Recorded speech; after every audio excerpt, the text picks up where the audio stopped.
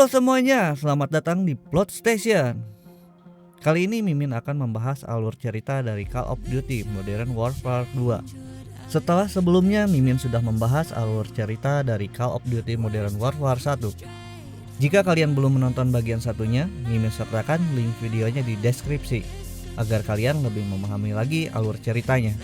Secara keseluruhan, Call of Duty Modern Warfare 2 merupakan sequel dari Call of Duty Modern Warfare 1 yang mengambil latar waktu 5 tahun setelahnya, yaitu pada tahun 2016, di mana keadaan di dunia sudah menjadi semakin memanas di bawah pimpinan Vladimir Makarov yang merupakan salah satu anggota The Four Horsemen, sekaligus tangan kanan Imron Zakayev. Ultranasionalis dikisahkan telah berhasil mengalahkan Rusian loyalis dan mengambil alih Rusia. Mereka juga mendirikan sebuah patung penghormatan terhadap Imron Zakayev di pusat kota Red Square dan mendeklarasikannya sebagai seorang pahlawan dan martir. Lebih lanjut, Makarov juga terus mengadakan kampanye perlawanan terhadap Eropa selama 5 tahun penuh dengan melakukan berbagai aksi brutal terorisme pada orang-orang tidak bersalah. Tidak usah berlama-lama lagi, kita langsung ke Plot Station. Kisah dimulai pada hari pertama di Afghanistan, di mana di sini kita berperan sebagai seorang private first class bernama Joseph Allen yang tergabung ke dalam US Ranger Army. Bersama dengan Sergeant Foley, ia memberikan pelatihan pada tentara lokal mengenai penggunaan tiap senjata, sebelum kemudian menjalankan pelatihan sederhana untuk dirinya sendiri. Selesai berlatih atas perintah General Shepard, Allen dan pasukan lainnya mulai menjalankan misi penyerangan pada pasukan OPFOR di sebuah kota. Terkesan dengan kemampuan Allen, Shepard memutuskan untuk merekrutnya masuk menjadi pasukan Task Force 141, sebuah unit counter teroris multinasional yang berada di bawah pimpinan Shepard. Di sisi lain, di hari kedua, pasukan Task Force 141 lain bernama Gary Ross Anderson ditugaskan menuju Kazakhstan bersama John Shop McTavish yang telah menduduki posisi kapten dengan sebuah misi untuk mengambil ACS modul yang berada di area musuh akibat jatuhnya sebuah satelit. ACS adalah sebuah device berisikan informasi penting mengenai satelit Amerika yang berfungsi agar satelit dapat memberikan peringatan dini pada pasukan militer Amerika bila ada sesuatu yang terjadi. Maka dari itu, ACS ini menjadi sangat penting bagi Amerika. Ross kemudian memasang sebuah peledak sebagai rencana cadangan dan pergi untuk mengambil ACS. Sayangnya, setelah mendapatkannya, keberadaan Shop diketahui oleh pihak musuh, membuatnya dikepung dari segala arah. Untuk itu ia memerintah Ross untuk meledakkan peledak yang dipasangnya sebelumnya, agar perhatian musuh dapat teralihkan dan menjadi kesempatan bagi mereka untuk segera kabur dari sana.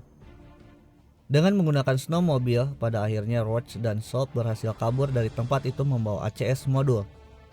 Kembali lagi ke sudut pandang Allen yang sebelumnya baru saja direkrut masuk menjadi pasukan Task Force 141. Pada hari ketiga, ia diutus dalam menjalankan sebuah misi rahasia di Moskow untuk CIA, di mana ia diberikan identitas baru dengan nama Alexei Borodin dan ditugaskan untuk berpura-pura menjadi salah satu anak buah Makarov.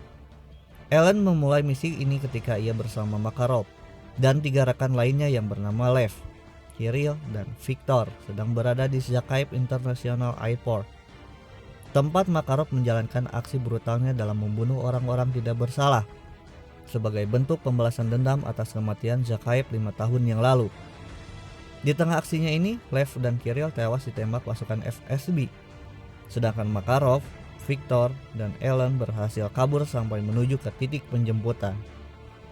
Namun di luar dugaan, saat hendak masuk ke dalam mobil ambulans, Allen seketika ditembaki mati oleh Makarov dan ditinggal begitu saja. Rupanya Makarov telah mengetahui misi rahasia yang sedang dijalankan oleh Allen. Ia sengaja membiarkan tubuh Allen di sana untuk memicu peperangan antara Rusia dan Amerika. Benar saja, melihat kenyataan bahwa ada seorang Amerika yang terlibat dalam penyerangan tersebut, pemerintah Rusia menjadi sangat marah dan hendak membalas dendam dengan memerangi Amerika, memicu terjadinya Perang Dunia Ketiga. Disinilah terungkap bahwa data dari ACS modul yang telah diambil oleh Shop dan Roach sebelumnya rupanya telah dikopi oleh Rusia, sehingga mereka dapat menggunakannya untuk merusak sistem peringatan dini satelit Amerika. sehingga mereka dapat menggunakannya untuk merusak sistem peringatan dini satelit Amerika.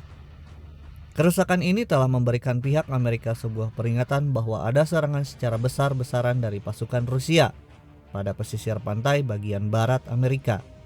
Padahal pada kenyataannya tidak ada apa-apa di sana. Kebingungan ini memberikan kesempatan bagi pasukan Rusia untuk bergerak masuk secara diam-diam ke pesisir pantai bagian timur Amerika tanpa sedikit pun diketahui. Sampai saat semuanya sudah terlambat, di mana pasukan Rusia telah melakukan berbagai persiapan, barulah salah satu tim pasukan Amerika menyadari kehadiran mereka, memaksa US Ranger Army pimpinan Sergeant Foley bergerak melakukan penyerangan balik di area itu. Kita yang kini menggunakan Private James Ramirez sebagai bagian dari US Ranger Army menjalankan misi ini bersama Foley, Dunn, dan Morgan, di mana mereka terus berusaha untuk mendesak mundur pasukan Rusia yang mengepung beberapa area. Pada akhirnya seluruh pasukan Rusia berhasil didesak mundur dan US Ranger Army melanjutkan misi mereka menuju Arcadia untuk mengevakuasi para penduduk yang sedang terperangkap di tengah terjadinya peperangan. Di Arcadia, Spears memberikan sebuah lokasi dan meminta mereka untuk mencari seseorang yang dikatakan sangat penting keberadaannya. Namun, saat pasukan US Army Ranger mencapai tempat itu, orang yang diinginkan Spears terlihat telah tewas. Satu-satunya hal yang bisa mereka amankan adalah koper yang berisi sebuah intel. Beres dengan tugas US Army Rangers, sekarang kita masuk ke sudut pandang Task Force 141. Untuk membuktikan bahwa Amerika sebenarnya tidak terlibat dalam pembunuhan kejam yang dilakukan oleh Makarov di Jackaib International Airport, Roach, Soap, dan Simon Ghost Riley ditugaskan menuju Rio de Janeiro pada hari keempat untuk mencari seorang supplier Makarov yang bernama Alessandro Rojas. Dengan mengikuti mobil pasukan militer di sana, terlihatlah asisten Rojas yang seketika melakukan perlawanan dengan menembak mati 2 prajurit militer dan seorang driver, sebelum kemudian kabur begitu saja. Sontak, Roach, Soap, dan Ghost langsung mengejarnya sampai masuk ke dalam sebuah gang. Atas perintah Soap, Roach kemudian menembak kakinya dan berhasil menangkapnya. Soap dan Ghost mengurungnya di sebuah ruangan untuk diinterogasi, sedangkan Roach bersama 2 rekan lainnya, yaitu Meade dan Royce, ditugaskan untuk melakukan pencarian terhadap Rojas di favela. Sesampainya di sana, Meade langsung menembakkan senjatanya ke udara agar penduduk setempat dapat segera pergi dari sana. Namun, hal ini juga telah membuat pasukan militer datang menyerang mereka, menyebabkan kematian bagi Meade dan Royce. Hanya tinggal seorang diri, Roach terus melanjutkan pengejaran terhadap Rojas dari satu tempat ke tempat lainnya. Ghost dan Soap yang telah beres dengan interogasinya juga kemudian ikut membantu pengejaran tersebut. Sampai pada akhirnya, Soap berhasil menangkapnya dengan menjatuhkannya dari ketinggian ke atap mobil. Beres dengan misinya, Ghost meminta agar mereka segera dijemput, namun tidak mendapat jawaban apapun sebagai dampak dari rusaknya satelit Amerika, meninggalkan Ghost dalam perasaan ditinggalkan. Mau tidak mau, mereka tetap harus menjalankan misi dengan melakukan interogasi lebih lanjut terhadap Rojas. Melalui interogasi tersebut, diketahuilah bahwa Makarov memiliki musuh bebuyutan yang sedang ditahan di penjara Gulag. Tahanan itu disebut sebagai Prisoner 627. Mendapatkan informasi ini, Soap pun meminta bantuan Nikolai untuk segera mengevakuasi mereka.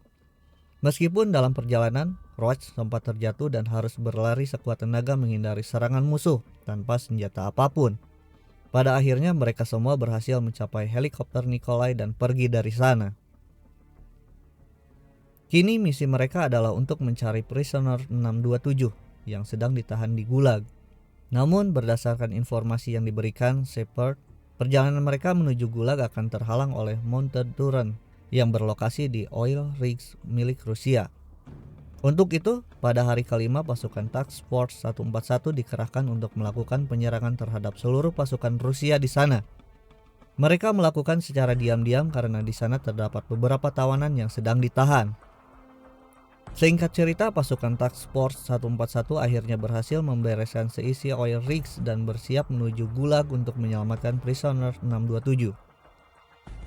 Dalam melakukan pencarian terhadap Prisoner 627, Roach bergerak bersama Soap dari satu sel ke sel lainnya dengan bantuan dari Ghost yang membukakan satu persatu pintu sel terkunci. melalui control room yang diretasnya. Sesuai dengan informasi dari Ghost yang mengatakan bahwa sang prisoner baru saja berpindah tempat ke sayap timur. Roach dan Soap bergegas pergi ke sana, dan pada akhirnya mereka menemukannya. Prisoner tersebut sempat memukul jatuh Roach dan menodongkan senjatanya, membuat Soap refleks memintanya untuk segera menurunkan senjata. Sebelum kemudian sadar bahwa sang prisoner rupanya adalah Kapten John Priest yang menghilang 3 tahun yang lalu dalam operasi Kingfish. Keduanya saling mengenal satu sama lain dan bersama-sama. Mereka pun segera keluar dari sana sebelum seisi area dihancurkan. Soap menembakkan flare ke udara dan mendatangkan helikopter yang segera mengevakuasi mereka.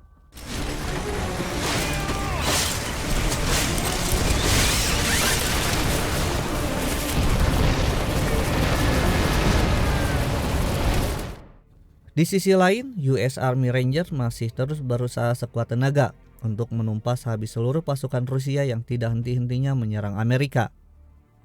Kini penyerangan tersebut terjadi di Washington DC, dan di sana pasukan Amerika terdesak habis-habisan, memaksa Foley dan pasukannya untuk bergegas menggunakan Black Hawk helikopter untuk membantu pasukan lainnya kabur. Namun usaha mereka ini gagal setelah helikopter tersebut tertembak misil dan terjatuh. Roach yang terbangun di tengah rusaknya helikopter masih berusaha untuk melawan bersama dengan pasukan lainnya, sebelum pada akhirnya helikopter musuh muncul dan menyorot mereka semua dengan cahaya. Seiring dengan terjadinya peperangan di Washington DC, Priest yang baru saja dibebaskan dari Gulag ingin segera menghentikan peperangan yang terjadi di Amerika. Untuk itu, ia memimpin pasukannya menuju Ribachi Naval Base dan menuju ke sebuah kapal selam. Priest bergerak masuk ke dalam kapal selam tersebut, sedangkan Roach dan Ghost terus mempertahankan posisi mereka dari serangan musuh. Dari dalam kapal selam, Priest meluncurkan sebuah misil dan meledakkannya di atmosfer, menciptakan EMP yang seketika menonaktifkan semua device elektronik di seluruh kawasan Amerika bagian timur.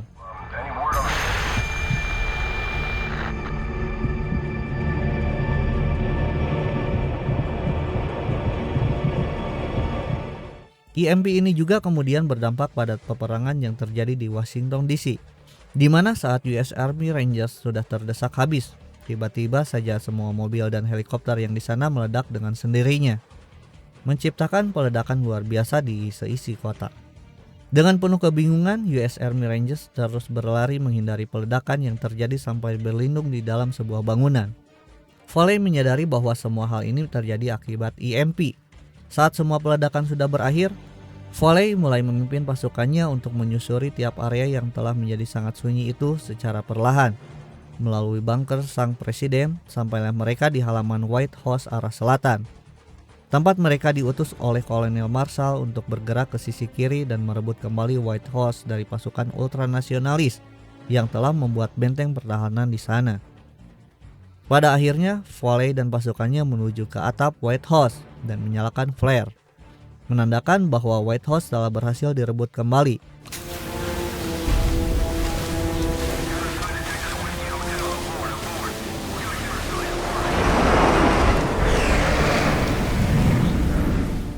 Beres dengan urusan peperangan Amerika-Rusia, kini Shepard mengerahkan pasukan Task Force 141 untuk menjalankan kembali misi utama mereka, pencarian dan pembunuhan Makarov. Makarov dipercaya sedang bersembunyi di salah satu di antara dua lokasi yang telah ditetapkan. Untuk itu pasukan Task Force 141 dipecah menjadi dua tim. Priest dan Soap akan menuju ke Aircraft Boneyard di Afghanistan, sedangkan Roach, Ghost dan pasukan lainnya menuju ke sebuah markas di Georgia-Russian border. Pada hari ke-6, Roach, Ghost dan pasukan lainnya mulai bergerak menuju ke sebuah safe house. Setelah melalui perjalanan yang dipenuhi dengan serangan dan pasukan ultranasionalis, sampailah mereka di safe house yang menjadi tempat tujuan. Namun Makarov tidak ada di dalam rumah itu. Hanya ada sebuah komputer yang berisikan segudang informasi penting mengenainya. Roach segera mendownload semua file itu sembari melawan balik pasukan Makarov yang tidak ada habis-habisnya. Yang pastinya setelah beres mendownload semua file itu, Roach dan Ghost segera pergi ke titik penjemputan. Sayangnya di tengah pelarian, Roach terkena peledakan yang seketika membuatnya terluka cukup parah, mengharuskan Ghost untuk membawanya sampai ke helikopter Shadow Company, yaitu sebuah unit elit militer swasta milik Shepard. Namun tanpa diduga-duga, sesampainya mereka berdua di sana, alih-alih mengevakuasi mereka, Shepard malah menembak Roach dan Ghost.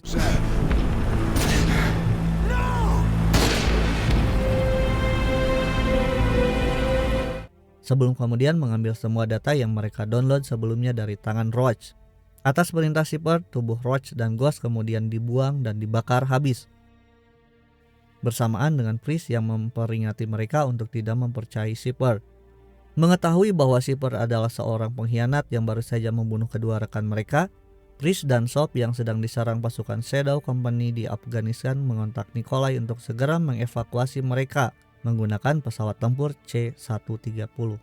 Priest dan Soap yang telah bergerak sendiri tanpa naungan siapapun berusaha sekuat tenaga untuk mempertahankan diri di tengah terjadinya peperangan antara pasukan Shepard dan pasukan Makarov. Priest kemudian berhasil menghubungi Makarov dan memberikannya sebuah penawaran, di mana Makarov harus memberikan mereka lokasi keberadaan Shepard sekarang. Sebagai imbalannya, ia dan Soap akan menghabisi Shepard yang juga adalah musuh Makarov. Ia dan Soap akan menghabisi Shepard yang juga adalah musuh Makarov. Meskipun awalnya enggan, pada akhirnya Makarov memberitahu keberadaan Shepard yang sedang berada di pangkalan gunung dengan kode NIM Site Hotel Bravo. Berbekalkan informasi ini, setelah Priest dan Soap berhasil kabur menggunakan C-130 yang dipersiapkan oleh Nikolai, mereka langsung menjalankan sebuah misi bunuh diri, yaitu membalas dendam Shepard dengan langsung mengejarnya sampai ke kediamannya. Di sana secara diam-diam mereka mulai menghabisi satu persatu pasukan Shepard, sebelum kemudian mendapatkan informasi mengenai Shepard yang hendak dievakuasi dari sana, membuat keduanya harus mempercepat pergerakan agar dapat menangkapnya. Shepard yang telah dievakuasi dan mengetahui bahwa ia sedang dikejar oleh Priest dan Soap langsung memerintahkan anak buahnya untuk meledakkan seisi area, tanpa sekalipun memikirkan pasukannya yang ada di sana. Akibat dari peledakan yang dilakukan sebanyak 2 kali, Soap sempat terluka, namun pada akhirnya bersama dengan Priest, ia berhasil bertahan dan kembali melakukan pengejaran pada Shepard dengan menuju ke Underground River, tempat yang sempat disebutkan Shepard sebelumnya. Di tengah persiapan mereka, Priest membuat sebuah rekaman berisikan segala ungkapannya mengenai kebohongan yang dilakukan oleh Shepard. Semua kebohongan tersebut akan menjadi kebenaran dan Shepard akan menjadi sosok pahlawan perang bila Priest dan Soap terbunuh dalam misi ini. Priest berharap bahwa suatu saat nanti bila terjadi hal yang tidak diinginkan, maka dunia akan tahu bahwa Shepard hanyalah seorang penipu yang telah mengorbankan anak buahnya. Beres dengan itu, dimulailah pengejaran Soap dan Priest terhadap Shepard di hari ke-7 dengan menggunakan watercraft Zodiac. Shepard yang telah pergi jauh kemudian menaiki sebuah helikopter dan bersiap untuk membidik Priest dan Soap. Atas perintah Priest, Soap mulai memperlambat gerakan watercraft mereka, memberikan Priest waktu untuk menembak hancur helikopter Shepard. Bersamaan dengan jatuhnya helikopter Shepard, Soap dan Priest mencapai ujung air terjun dan melompat jatuh dari watercraft mereka.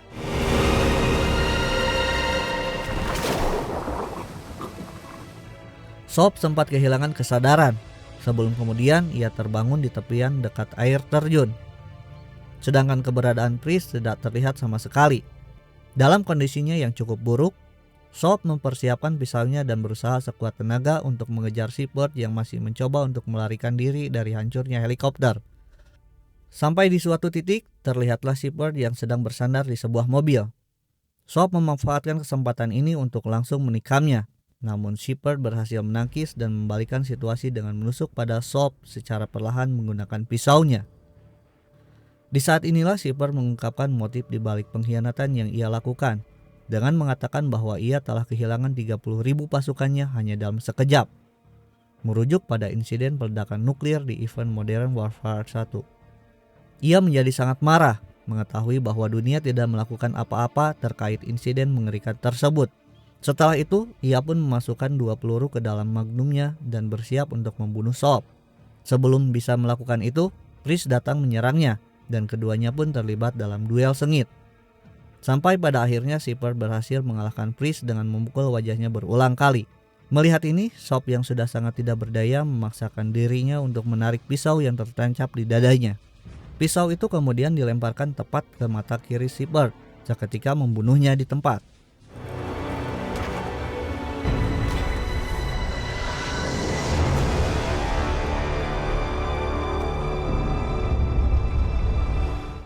Sesaat setelah itu, Chris yang telah pulih kembali langsung bergegas bangkit untuk menutup luka Soap dengan bandage.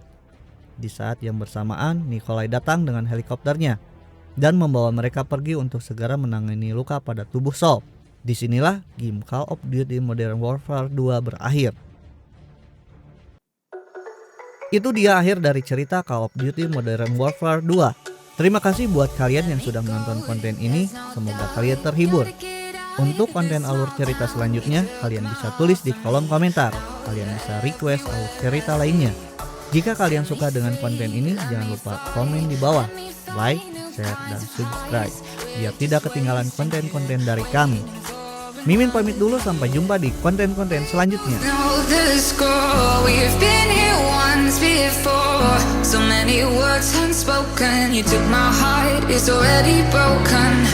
You don't have to wait, I can take the pain. I will surrender, let me go on a new adventure.